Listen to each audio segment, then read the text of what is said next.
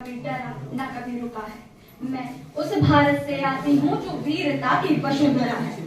नमस्कार, मैं युवी कटियार कन्नौज से। आज अपना परिचय इसलिए दिया क्योंकि प्रणाम कर परिचय देना हम भारतवासियों की परंपरा है। महोदय, मैं अपने विषय मेरा भारत विकसित भारत 2043 पर अपने विचार आप सभी के समक्ष प्रस्तुत करने जा रहे हैं। महोदय, जब हम इस प्रश्न पर विचार करते हैं कि हमें विकसित देश बनने के लिए कितने और कैसे प्रयास करने होंगे, तो हमारे सामने दुनिया के 38 विकसित देशों का संगठन OECD दिखाई देता है। भारत को इस समूह के सदस्यों के देशों के बराबर पहुंचने के लिए 23 वर्षों तक लगातार करीब 7 से 8% की दर से आगे बढ़ना होगा। महोदय, हमें विकसित देश बनने के लिए 4 अहम बातों पर ध्यान देना होगा। पहला, नई पीढ़ी को नए कौशल से सुसज्जित करें। दूसरा, शोध अनुसंधान एवं नवाचार पर अधिक ध्यान दें। तीसरा, दुनिया का मैन्युफैक्चरिंग हब बने। चौथा, कृषि क्षेत्र में ग्लोबल लीडर बने। मैं बता दूं आप सभी को कि भारत में 10,000 साल से खेती होती चली है, परंतु कभी भी खेती का तंत्र नहीं टिका। खेती का तंत्र तब से बिगड़ा जब से हमने परंपरागत खेती का तंत्र छोड़कर रासायनिक खादों का प्रयोग करना शुरू किया। यदि हमें अपने भारत को विकसित राष्ट्र बनाना है तो कृषि पद्धति भी अपनी ही अपनानी होगी। किसी भी समाज की मानसिकता शासन और प्रशासन की झलक तय करती है। विकसित भारत का यह स्वर्णिम युग बिल्कुल वैसा ही होगा जैसा हम आप अक्सर परीक्षा के दिनों में देखते हैं। आज हर व्यक्ति, हर संस्था, हर संगठन को इस संकल्प के साथ आगे बढ़ने की जरूरत है कि वह जो भी करे वह विकसित भारत के लिए हो। एक मजबूत और सशक्त समाज तभी बनता है जब नागरिक देश के हित में सोचते हैं, देश के कल्याण के बारे में सोचते हैं, क्योंकि जन भागीदारी एक ऐसा मंत्र है जिसके जरिए बड़े से बड़े संकल्प पूरे किए जा सकते हैं, चाहे वो डिजिटल इंडिया हो या वोकल फॉर लोकल।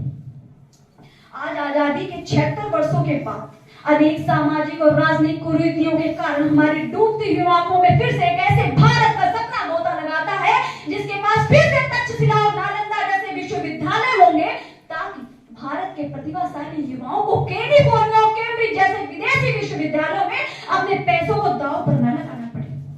हम एक ऐसे भारत के लिए संकल्पित है जहां की शिक्षा पद्धति केवल धनवानों, विद्वानों और पाठ्यक्रम को पूरा करवाने तक सीमित ना हो, वह सीमित हो युवाओं की सोच की सीमाओं को बढ़ाने में, ताकि एक बार फिर से आत्मनिर्भर भारत में एक नया कौटिल्य युक्त, एक नया अभिनव गुप्त, एक नया भास्कराचार्य, सीवी रमन, डॉक्टर अब्दुल कलाम जैसा वैज्ञानिक और रविन्द्रनाथ टैगोर जैसा कवि और स्वामी विवेकानंद जैसे दास निकलेंगे, जो कि हमारे आत्मनिर्भर भारत के खंड खंड को अखंड करेंगे। हम एक ऐसे भारत के लिए संकल्पित हैं जहां महिलाओं का संरक्षण होगा, युवाओं का भविष्य सुरक्षित होगा और हर व्यक्ति के पास रोजगार होगा। मैं केवल आर्थिक माप और प्रति व्यक्ति आय के दर के साथ ही नहीं, बल्कि अधिक आर्थिक विकास और न्यूनतम बेरोजगारी दर के साथ सबके विकास इस ध्येय बात को सार्थक करता हुआ एक वाक्य जहां न्याय की पहुंच सब तक होगी और वह तकनीकी केवल हम तक नहीं बल्कि वसुधैव कुटुंबकम सर्वसंतु निरामया के भारतीय संस्कारों की पुष्टि करेगी। जब भारतीय संस्कारों की बात आती है तो कई लोगों के मन में आता है कि हमारी भारतीय संस्कृति जिंदा ही मर चुकी है। तो मैं उनको बताना चाहूंगी कि भारतीय संस्कृति आज भी जिंदा है, तो मरी नहीं है। कलहर के कौवे में, शंकर के मठ में, राम के अस्त्र में, परशुराम के शस्त्र में, सावित्री सीता में, पद्मिनी की चिता में, अर्जुन की वीरता में, युधिष्ठिर की धीरता में, महावीर स्वामी और गौतम बुद्ध में, महाराणा प्रताप के स्वाभिमान में और हल्दी घाटी के युद्ध में, वैकुंठ के वैद्य निर्माण, देश नौल के निर्माण में करनी में। हमें भारत को एक ऐसा विकसित राष्ट्र बनाने की जरूरत है जहां शहरों और गांवों के बीच का अंतर नगण्य हो। एक ऐसा भारत जहां ऊर्जा और शुद्ध पानी का समान रूप से वितरण हो सके। हमारा भारत एक ऐसा विकसित राष्ट्र बने जहां कृषि, उद्योग और रोजगार एक बेहतर तालमेल के साथ काम कर सके।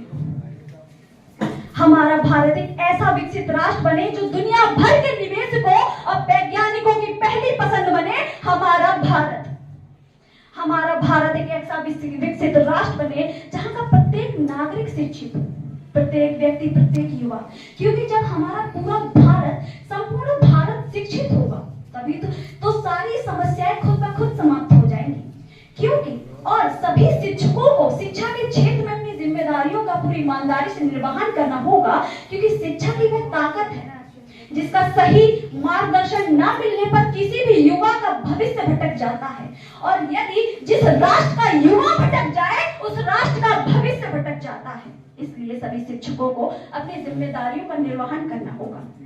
इसके अलावा हमें क्या लें की जगह क्या दें की विचारधाराओं को बढ़ावा देना होगा, क्योंकि तभी तो हमारे देश में संसाधन बढ़ेंगे, गरीबी, बेरोजगारी और आतंकवादी जैसी समस्याएं मिट सकेंगी।